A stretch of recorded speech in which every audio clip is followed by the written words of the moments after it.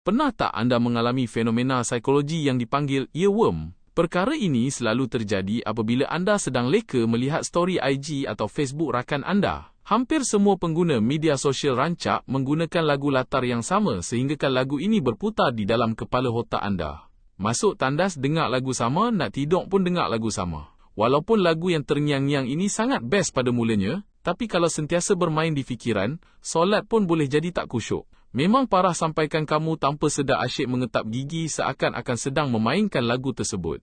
Keadaan ini memang sudah sampai ke tahap tapik angkasa sungguh. Jadi, apakah cara yang paling mujarab untuk menumpaskan kebabian ini?